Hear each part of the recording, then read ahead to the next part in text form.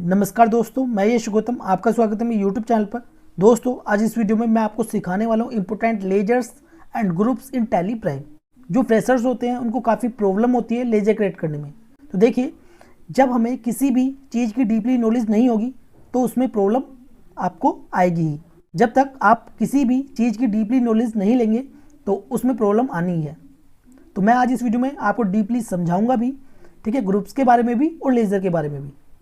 Plus आपको मैं दिखाऊंगा भी कौन सा लेज़र, कौन सा group profit and loss account में आता है और कौन सा ग्रुप और कौन सा लेज़र हमारा बैलेंस शीट में आता है, ठीक है। बाकी आपको टैली प्राइम में एक एक लेज़र को क्रिएट करके भी दिखाऊंगा, ठीक है। पहले समझाऊंगा फिर उसके बाद आपको लेज़र क्रिएट करके दिखाऊंगा। तो दोस्तों चलते हैं और वीडियो को स्टार्ट करते हैं। और यदि आप इस नोट्स PDF को डाउनलोड करना चाहते हैं तो लिंक मैंने डिस्क्रिप्शन में दिया हुआ है, आप इस शीट को भी डाउनलोड कर सकते हैं। तो दोस्तों, सबसे पहला है profit and loss account, ledger and groups. तो जो प्रॉफिट एंड लॉस अकाउंट होता है उसमें कौन से हमारे ग्रुप्स क्रिएट करने होते हैं और कौन से लेजर हमें बनाने होते हैं, तो वो मैं आपको सबसे पहले बताऊंगा। सबसे पहला है स्टॉक इन हैंड, ठीक है। तो ये हो गया हमारा ग्रुप। स्टॉक इन हैंड का नाम है ग्रुप, ठीक है। उसमें लेजर क्रिएट किए जाते हैं ओपनिंग स्टॉक और क्लोजिंग स्टॉक। तो कैसे करेंगे वो मैं आपको सिखा देता हूँ। हम सबसे पहले आ गए हैं टैली प्राइम पर, ठीक है। अब हमें जाना है क्रिएट पर, ठीक है। इस पर एंटर करेंगे। फिर उसके बाद सबसे पहला है ग्रुप, फिर उसके बाद है लेज़र। तो सबसे पहले यहाँ पर हम लेज़र क्रिएट करना सीखेंगे। तो इस पर जब आप एंटर करेंगे, एंटर करने के बाद अब हमारा लेज़र क्रिएट करने का ये पेज आ गया है। सबसे पहले स्टॉक इन हैंड ग्रुप का हम यहाँ पर लेज़र क्रिएट करेंगे। कौन सा? ओपनिंग स्टॉक, ठीक है। तो यहाँ पर नाम में आ जाएगा ओपनिंग स्टॉक, जिसका लेज़र हम क्रिएट कर रहे हैं, ठीक है। एंटर करेंगे। अब तो जो मैंने PDF फाइल में ग्रुप्स लिखे हुए हैं वही ये ग्रुप्स हैं, ठीक है। लिस्ट ऑफ ग्रुप्स जैसे कि आप देख सकते हैं। अब सबसे मैन जो है यहाँ पर, तो आपको जिसका भी लेजर क्रिएट करना है वो डालना है, ठीक है। सबसे मैन जो होता है वो होता है अंडर ग्रुपिंग, यानी किस ग्रुप में आएगा। अब मैंने आपको बता दिया है स्टॉक इन हैंड ग्रुप में आएगा कौन सा? ओपनिंग स्टॉक और क्लोजिंग स्टॉक। तो यहाँ पर स्टॉक इन हैंड, जैसे कि आप देख सकते हैं स्टॉक इन हैंड। एंटर करेंगे, ठीक है।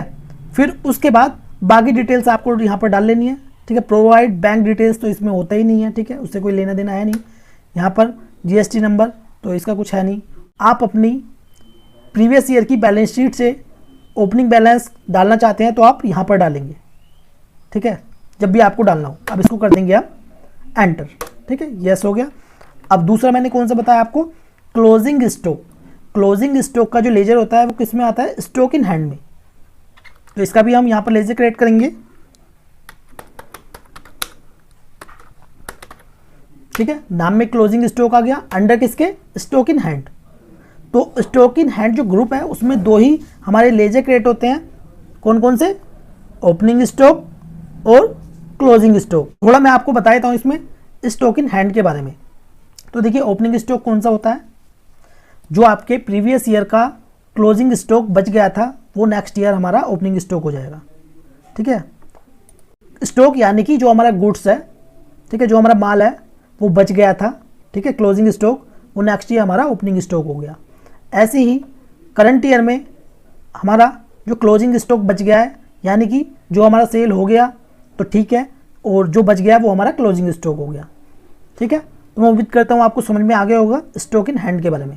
अब उसके बाद जो लेजर है वो है परचेज अकाउंट। तो कुछ लोग यहाँ पर मिस्टेक कर देते हैं। वो क्या करते हैं मैं आपको बता देता हूँ। तो उसका लेजर कैसे क्रिएट करेंगे? परचेज अकाउंट, ठीक है। तो ऐसा बिल्कुल भी नहीं होता है। तो देखिए, परचेज को अकाउंट्स लैंग्वेज में हम इनवर्ड सप्लाई बोलते हैं। क्या बोलते हैं? Inward supply.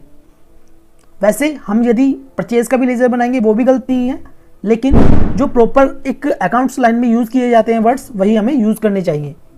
तो यहाँ पर हम कौन सा लेजर क्रिएट करेंगे? अब जैसे मान लीजिए 5% रेट पर हमने माल को परचेज किया, ठीक है। तो ग्रुप्स में किस में रहेगा? परचेज में ही रहेगा ग्रुप में, लेकिन वो हो जाएगा inward supply at the rate 5%, ना कि purchase account at the rate 5%। तो हम इनवर्ड सप्लाई के नाम से परचेज का लेजर क्रिएट करते हैं। तो inward supply at the rate 5%, यदि 18% है या अलग रेट है तो इसी के अकॉर्डिंग ही हमारा लेजर क्रिएट होगा। ठीक है। Inward supply at the rate 18%। सबसे पहले हम जो लेजर क्रिएट करेंगे वो करेंगे inward supply at the rate 5%। तो चलते हैं टैली प्राइम पर। नेम में inward supply at the rate 5%, ठीक है। अब अंडर ग्रुपिंग किसकी आएगा? अंडर ग्रुपिंग आएगा, जो ग्रुप है हमारा वो है परचेज अकाउंट, ठीक है। उसके बाद आपको सभी डिटेल्स यहां पर फिल कर लेनी है और इसको यस कर देखिए। अब उसके बाद जो नेक्स्ट हमारा लेजर है वो है जो 5% वाली परचेज थी, उसका लेजर क्रिएट कर लिया है। किस नाम से? Inward supply at the rate 5%। अब हमारी परचेज थी 18% वाली भी, ठीक है, उसका लेजर हम क्रिएट करेंगे यहाँ पर। किस नाम से? Inward supply at the rate 18%। यहाँ पर inward supply at the rate 18%।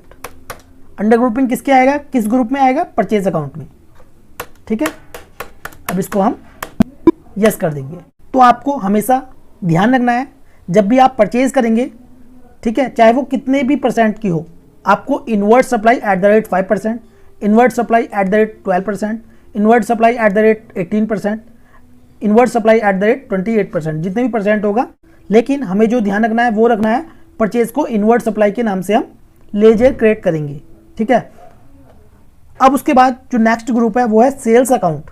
तो जो भी हम सेल करते हैं बिजनेस में, ठीक है, तो उसका लेजर कैसे हम क्रिएट करेंगे?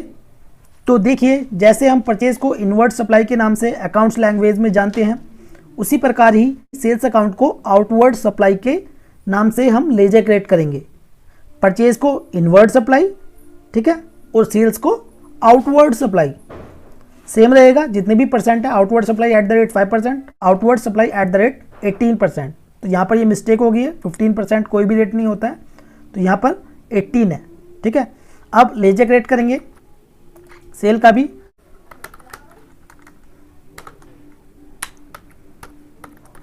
Outward supply at the rate 5%, ठीक है, 5% वाली। तो अंडर ग्रुपिंग किस में आएगा? किस ग्रुप में आएगा? सेल्स में, ठीक है। तो यहाँ पर जो आएगा किस में आएगा? सेल्स में। अब इसको यस कर देंगे। अब ऐसे मान लीजिए हमारी 18% वाली सेल है, ठीक है, आउटवर्ड सप्लाई है, तो outward supply at the rate कितना? 18%। तो ये वाला आउटवर्ड सप्लाई सेम ही रहेगा, जितने भी परसेंट होगा एट द रेट लगाकर परसेंट का यहाँ पर साइन लगा देंगे, ठीक है। अंडर ग्रुपिंग किसके रहेगा? सेल्स अकाउंट के, ठीक है। अब उसके बाद जो नेक्स्ट हमारा यहाँ पर ग्रुप है डायरेक्ट एक्सपेंसेस। डायरेक्ट एक्सपेंसेस कौन कौन से? जैसे कि हमारा वेजेस हो गया, फ्रेट हो गया, ठीक है, कैरेज इनवर्ड हो गया, पावर एंड फ्यूल हो गया, या फैक्ट्री एक्सपेंसेस हो गए। तो वो हमारे डायरेक्ट एक्सपेंसेस हैं ये सभी। तो इनका लेजर कैसे क्रिएट करेंगे? अब जैसे मान लीजिए यहाँ पर वेजेस है, तो नाम में क्या आ जाएगा? वेजेस, ठीक है। अंडर ग्रुपिंग सबसे पहले आप कंफर्म कर लें, ठीक है, या रीड कर लें हमारे डायरेक्ट एक्सपेंसेस कौन से होते हैं और इनडायरेक्ट एक्सपेंसेस कौन से होते हैं। सबसे ज़्यादा जो कन्फ्यूजन होता है लोगों में वो डायरेक्ट और इनडायरेक्ट में ही होता है कि कौन सा खर्चा हमारा डायरेक्ट में आएगा और कौन सा इनडायरेक्ट में आएगा। तो आपको पता होना चाहिए डायरेक्ट एक्सपेंसेस कौन से होते हैं और इनडायरेक्ट एक्सपेंसेस कौन से होते हैं। तो थोड़ा मैं यहाँ पर आपको बता देता हूँ। देखिए, डायरेक्ट एक्सपेंसेस कौन से होते हैं? जब गुड्स को मैन्युफैक्चर किया जाता है, ठीक है, उस दौरान जो भी खर्चे होते हैं वो हमारे डायरेक्ट एक्सपेंसेस होते हैं, ठीक है। मैं आपको सिंपल लैंग्वेज में बता रहा हूँ जिससे कि आपको याद रहे। अंडर किसके आएगा? Direct expenses. किसके? Direct expenses. एक्सपेंसेस डायरेक्ट, ठीक है। अब इसको यस कर देंगे। अब इसी प्रकार ये हमारा फ्रेट हो गया,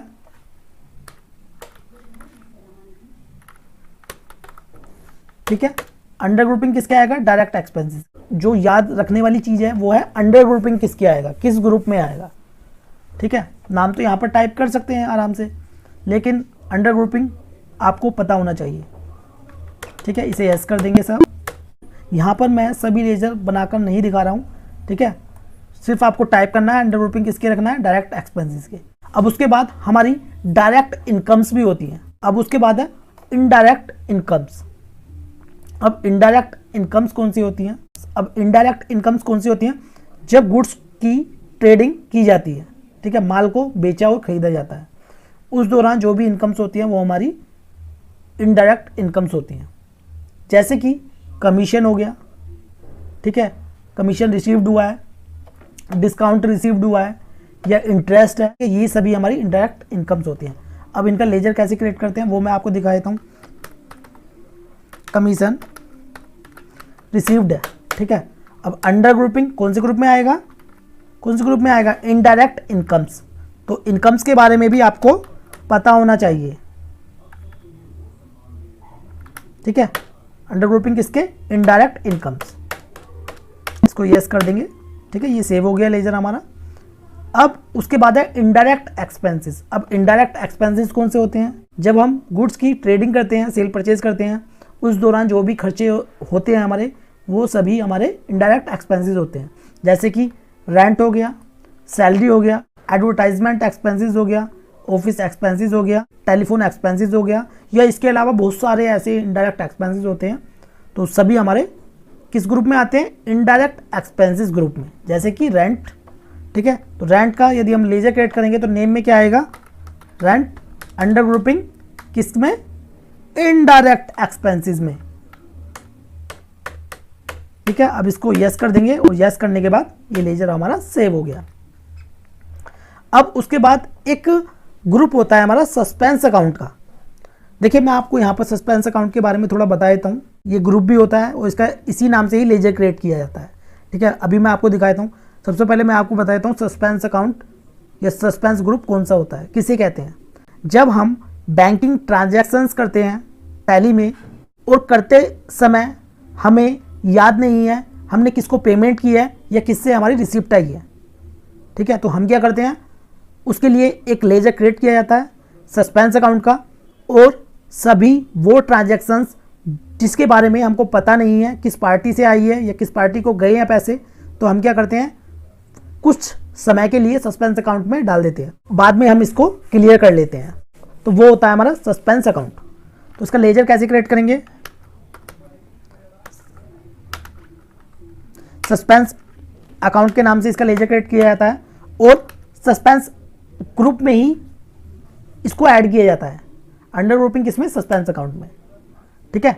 नाम सस्पेंस अकाउंट, अंडर जो आएगा वो भी सस्पेंस अकाउंट में ही आएगा, ठीक है। मैं उम्मीद करता हूँ आपको समझ में आ रहा होगा।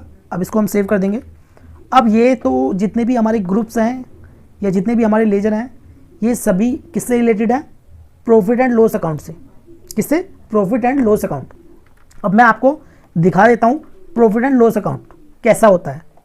अब जो आप देख रहे हैं ये है प्रॉफिट एंड लॉस अकाउंट, ठीक है। तो सबसे पहला जो लेजर था वो था स्टॉक इन हैंड ग्रुप, ठीक है, और लेजर था ओपनिंग स्टॉक और क्लोजिंग स्टॉक। तो सबसे पहला है इसमें ओपनिंग स्टॉक। तो ये किस ग्रुप से रिलेटेड है आप मुझे बताइए? ये किससे है? स्टॉक इन हैंड, ठीक है, जैसे कि मैंने आपको बताया था किससे रिलेटेड? Stock in hand. अब उसके बाद है परचेज, यानी कि इनवर्ड सप्लाई। तो ये किस ग्रुप में जाएगा? परचेज में, ठीक है। जैसे कि ये हमारा परचेज अकाउंट, इनवर्ड सप्लाई @ 5% और 18%, ठीक है। फिर इसके बाद बाय सेल्स, यानी कि आउटवर्ड सप्लाई, तो किस ग्रुप में आएगा? सेल में ही आएगा, ठीक है। फिर उसके बाद क्लोजिंग स्टॉक। क्लोजिंग स्टॉक कौन से ग्रुप में आता है? वो आता है हमारा स्टॉक इन हैंड में, ठीक है। और बाकी के इसमें कोई डायरेक्ट एक्सपेंसेस नहीं है, ठीक है, हमारे इस प्रॉफिट एंड लॉस अकाउंट में। ना ही इसमें कोई डायरेक्ट इनकम्स है, इसमें है सिर्फ इनडायरेक्ट एक्सपेंसेस, जैसे कि अकाउंटिंग चार्जेस हो गया, इंटरेस्ट पेड हो गया, डेप्रिसिएशन हो गया, इलेक्ट्रिसिटी एक्सपेंसेस हो गया, मिसलेनियस एक्सपेंसेस हो गया, सैलरी एंड लेबर एक्सपेंसेस हो गया, रिपेयर एंड मेंटेनेंस हो गया, telephone expenses, travelling and conveyance expenses, water charges, ये सभी हमारे कौन से हैं? इनडायरेक्ट एक्सपेंसेस, ठीक है। और इसमें इनडायरेक्ट इनकम्स भी नहीं है जो कि इस साइड आती है हमारे बाई की तरफ, ठीक है, क्रेडिट साइड में।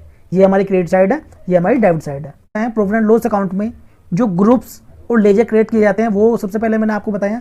अब चलते हैं हम बैलेंस शीट की तरफ, ठीक है। बैलेंस शीट में कौन से ग्रुप्स होते हैं और कौन सा लेजर क्रिएट किया जाता है। सबसे पहले मैं यहाँ पर बात करता हूँ बैंक अकाउंट की, ठीक है। तो बैंक अकाउंट का लेजर कैसे क्रिएट किया जाता है? चाहे आपका SBI अकाउंट हो, चाहे आपका PNB अकाउंट हो, चाहे आपका HDFC बैंक अकाउंट हो, ठीक है, किसी भी कंपनी का अकाउंट हो सकता है, ठीक है। तो इसका लेजर क्रिएट करेंगे कैसे? अब जैसे मान लीजिए SBI अकाउंट है, तो यहाँ पर आ जाएगा SBI, शॉर्ट में हम यहाँ पर डाल देंगे अकाउंट, अंडर किसके आएगा? बैंक अकाउंट के। बैंक यहाँ पर टाइप करने के बाद इसमें आ गए bank accounts, bank OCC account, bank OD account. तो यदि आपका नॉर्मल बैंक अकाउंट है, ठीक है, बिजनेस का, तो आपको किस में डालना है? बैंक अकाउंट्स में। अंडर ग्रुपिंग किस में आएगा? बैंक अकाउंट्स में। तो यहाँ पर सभी डिटेल्स आपको डालनी है, account number, IFSC code, Swift code, bank name, branch, BSR code, ठीक है, सभी डिटेल्स आपको फिल कर लेनी है, ठीक है। बाकी एड्रेस डालना है, GST नंबर भी डालना है, और अब इसको हम एक्सेप्ट करने के बाद, यस करने के बाद ये हमारा सेव हो जाएगा, ठीक है। अब उसके बाद है हमारा बैंक OD अकाउंट। तो बैंक OD अकाउंट का लेजर हम कैसे क्रिएट करते हैं? देखिए, हमारे बैंक अकाउंट सेम रहेंगे, बैंक अकाउंट हमारे सेम रहेंगे। अब जैसे मान लीजिए SBI अकाउंट है, PNB अकाउंट है, ठीक है, तो एक नॉर्मल जो करंट अकाउंट होता है वो भी प्रोवाइड करता है, बैंक OD अकाउंट वो भी प्रोवाइड करता है, ठीक है, बैंक OCC अकाउंट वो भी प्रोवाइड करता है। यानी कि कोई सा भी बैंक ये तीनों अकाउंट प्रोवाइड करता है, ठीक है, ये सर्विस देता है तीनों अकाउंट की, ठीक है।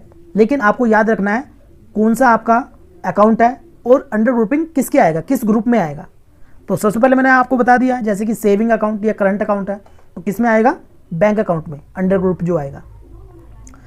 फिर उसके बाद है बैंक OD अकाउंट, ठीक है। तो यहाँ पर आ जाएगा हमारा, जैसे मान लीजिए PNB OD अकाउंट है। बैंक जैसे ही मैंने इसमें टाइप किया है, टाइप करने के बाद बैंक अकाउंट्स के बारे में मैंने आपको बता दिया है। फिर उसके बाद है बैंक OD अकाउंट, ठीक है। तो OD लिमिट का एक अलग से अकाउंट होता है, ठीक है। यदि वो है तो आपको बैंक OD अंडर ग्रुपिंग इसमें डालना है, ठीक है। अब इसको हम सेव कर देंगे। अब इसी प्रकार ही हमारा बैंक OCC अकाउंट, ठीक है। तो बैंक हमारा कोई सा भी हो सकता है। अब जैसे मान लीजिए HDFC बैंक है, OCC अकाउंट, अंडर ग्रुपिंग किसके आ जाएगा? OCC अकाउंट के।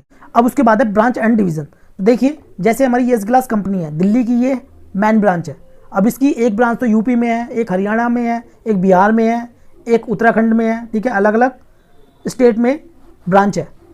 तो उस कंडीशन में हमें ब्रांच एंड डिवीज़न ग्रुप में लेजर क्रिएट करना है। अब जैसे मान लीजिए हमारी ये मैन है येस ग्लास कंपनी दिल्ली की, ठीक है, येस ग्लास कंपनी यूपी की है, तो इसका लेजर क्रिएट करेंगे येस ग्लास कंपनी, इसमें आ जाएगा यूपी। अंडर ग्रुपिंग किसका आएगा? ब्रांच एंड डिवीज़न, ठीक है। बाकी सभी डालकर इसको लेजर को हम सेव कर देंगे। अब ब्रांच एंड डिवीज़न हो गया। अब कैपिटल अकाउंट। अब कैपिटल अकाउंट में हमारे लेजर जो क्रिएट होते हैं वो होते हैं प्रोप्राइटर फर्म है तो उसमें प्रोप्राइटर के नाम से कैपिटल अकाउंट बनाया जाता है, या हमारा पार्टनरशिप फर्म है तो उसमें पार्टनर के नाम से कैपिटल अकाउंट बनाया जाता है। अब जैसे मान लीजिए प्रोप्राइटर है और यहाँ पे प्रोप्राइटर है यश, ठीक है, तो यहाँ पर हम लेजर बना देंगे कैपिटल अकाउंट, इस पर लिख देते हैं। अंडर ग्रुपिंग किस में आएगा? कैपिटल अकाउंट में। इस लेजर को हम सेव कर देंगे, ठीक है। कोई पार्टनर है, अब जैसे मान लीजिए राज पार्टनरशिप फर्म है तो इसमें आ जाएगा कैपिटल अकाउंट। अंडर ग्रुपिंग किसके? Capital account. तो अब हमारा जो इसमें ग्रुप है वो है डिपॉजिट्स एसेट्स, ठीक है।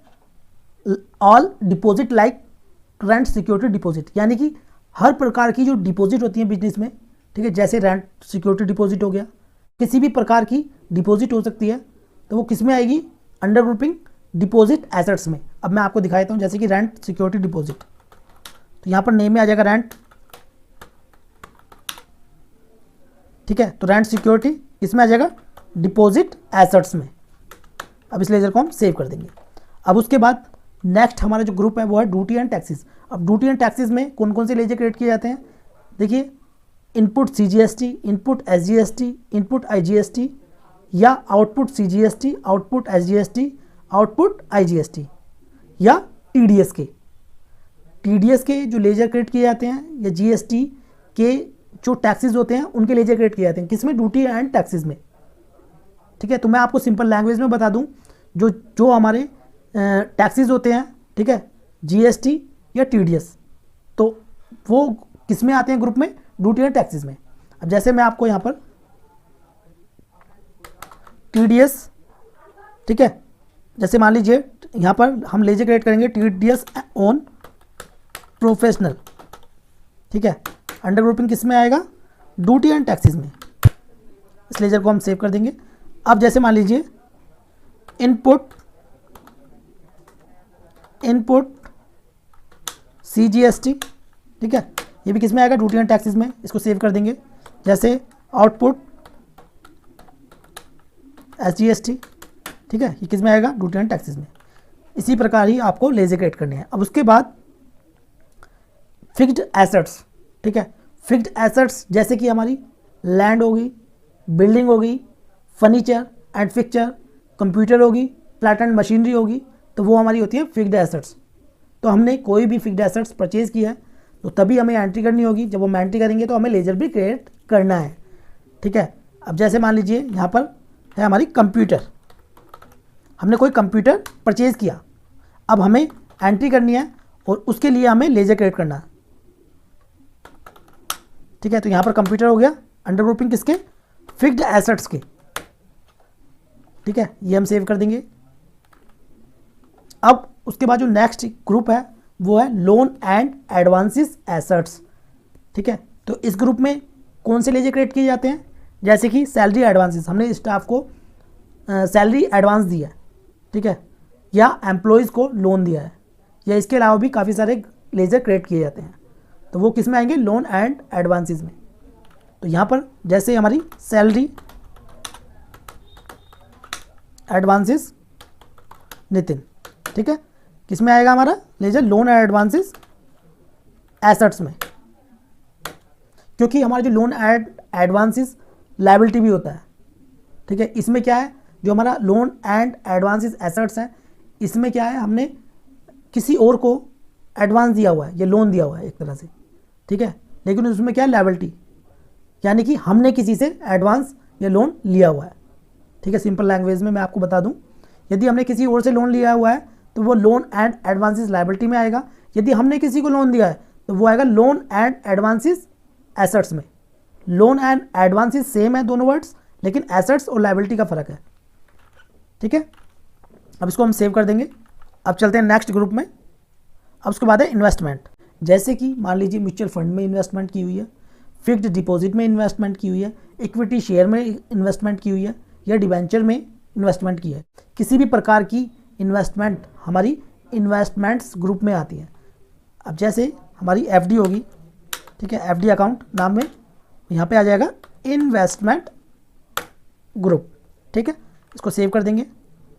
तो सभी जितने भी लेजर हैं वो हमारे ऐसे ही क्रिएट होंगे। अब उसके बाद है लोन लायबिलिटी, जैसे कि मैंने आपको बताया था ऊपर, यहाँ पर जो दी हुई है लोन एंड एडवांसेस, ये एसेट्स हैं और ये लोन लायबिलिटी है, ठीक है। जैसे OD अकाउंट हो गया, ये भी हमारा लोन लायबिलिटी में आता है। सिक्योर्ड लोन हो गया, ये भी हमारा लोन लायबिलिटी में आता है। सिक्योर्ड लोन यानी कि किसी भी बैंकिंग संस्था से लिया हुआ लोन हमारा सिक्योर्ड लोन होता है। और अनसिक्योर्ड लोन जो व्यक्तिगत लोन लिया होता है, ठीक है, अपने रिलेटिव से ले लिया, ठीक है, या अपने जानने वाले से ले लिया, वो हमारा किस में आता है, अनसिक्योर्ड लोन में। तो कैसे लेजर क्रिएट करेंगे, अब जैसे OD अकाउंट नाम में OD अकाउंट आ जाएगा, यहाँ पर लोन लायबिलिटी, ठीक है। अब इसको सेव कर देंगे। अब उसके बाद है सन्ड्री क्रेडिटर्स, ठीक है। तो सबसे पहले मैं आपको बताता हूँ सन्ड्री क्रेडिटर्स का मतलब क्या। जिन पार्टियों से माल हम परचेज करते हैं वो सभी हमारे सन्ड्री क्रेडिटर्स होते हैं, और अंडर ग्रुपिंग जो आते हैं वो आते हैं सन्ड्री क्रेडिटर्स में। अब जैसे मान लीजिए Shyam trading company, Ram trading company, Mohan trading company या MS ग्लास कंपनी से हमने माल परचेज किया, या और कोई भी पार्टी हो सकती है जिससे हमने परचेज किया है, तो किस ग्रुप में लेजर वो बनाना है, सन्ड्री क्रेडिटर्स में। अब जैसे मैं आपको बताता हूँ, यहाँ पर नेम में आ जाएगा श्याम ग्लास कंपनी है, ठीक है। अंडर ग्रुपिंग किसके आएगा ये हमारा, जल्दी बताइए आप। तो ये हमारा अंडर ग्रुपिंग किसके आएगा, सन्ड्री क्रेडिटर्स में, सन्ड्री क्रेडिटर्स, ठीक है। बाकी डिटेल्स आपको डालेंगे। उसके बाद है हमारा सन्ड्री डेटर्स। तो जिन पार्टियों को माल हम बेचते हैं वो हमारे सन्ड्री डेटर्स होते हैं। जैसे मान लीजिए BS ग्लास कंपनी को हमने माल बेचा, मधुर ग्लास कंपनी को माल बेचा, महालक्ष्मी ग्लास कंपनी को हमने माल बेचा, या इसके अलावा भी और पार्टी हो सकती है, ठीक है। तो इसका लेजर कैसे क्रिएट करेंगे, नाम में आ जाएगा हमारा BS glass company. Under grouping किसके आ जाएगा, सन्ड्री डेटर्स के, तो जैसे कि आप देख सकते हैं सन्डी डेटर्स, बाकी डिटेल्स आपको डाल लेनी है। अब इसको मैं सेव कर देता हूँ। उसके बाद है सिक्योर्ड लोन। तो जैसे कि मैंने आपको बताया था लोन लायबिलिटी में हमारा OD account, secured loan, unsecured loan आते हैं, ठीक है। तो ऊपर मैं आपको पहले ही बता चुका हूँ सिक्योर्ड लोन हमारे कौन से होते हैं, जो लोन बैंकिंग संस्था से लिए जाते हैं, बैंकिंग एंड फाइनेंस कॉर्पोरेशन, ठीक है। जैसे ओबीसी बैंक हो गया, डीसीबी बैंक हो गया, या किसी भी कंपनी का बैंक हो सकता है, तो उसका लेजर ऐसे ही क्रिएट करना है। उसी प्रकार ही अनसिक्योर्ड लोन है जो कि व्यक्तिगत रूप से लिया जाता है, जैसे कि मान लीजिए यश गौतम से, राज गौतम से, या विदाउट बैंकिंग फाइनेंस कॉर्पोरेशन से जो लोन लिया जाता है वो हमारा अनसिक्योर्ड लोन होता है, जो व्यक्तिगत रूप से लिया जाता है किसी भी व्यक्ति से, वो कौन सा होता है, अनसिक्योर्ड लोन। या किसी रिलेटिव से ले लिया तो वो कौन सा हो गया, अनसिक्योर्ड लोन। अब जैसे कि मान लीजिए राज गौतम से हमने लोन लिया, ठीक है, उसकी एंट्री हमें करनी है और लेजर हम यहाँ पर क्रिएट करेंगे, ठीक है। राज गौतम अंडर ग्रुपिंग किसके आएगा, अनसिक्योर्ड लोन के, अंडर ग्रुपिंग किसके आ गया, अनसिक्योर्ड लोन, ठीक है। इसे सेव कर देंगे यहाँ पर। अब उसके बाद जो लास्ट है वो है प्रोविजंस। तो प्रोविजंस जैसे कि हमारा हो गया करंट टैक्स प्रोविजंस, ठीक है, या डिफर्ड टैक्स प्रोविजन, ठीक है। जो भी प्रोविजन बनाते हैं वो किसके अंडर ग्रुपिंग आता है, प्रोविजंस के। अब जैसे कि लेजर मैं यहाँ पर क्रिएट करके दिखाता हूँ, नाम में करंट टैक्स प्रोविजन, ठीक है, किसके आएगा अंडर ग्रुपिंग, प्रोविजंस के, जैसे कि आप देख सकते हैं। इसे सेव कर देंगे। तो दोस्तों इसी प्रकार ही आपको लेजर क्रिएट करने हैं। तो मैं उम्मीद करता हूँ आपको समझ में आ गया होगा। बाकी मैं आपको एक बार बैलेंस शीट दिखा देता हूँ।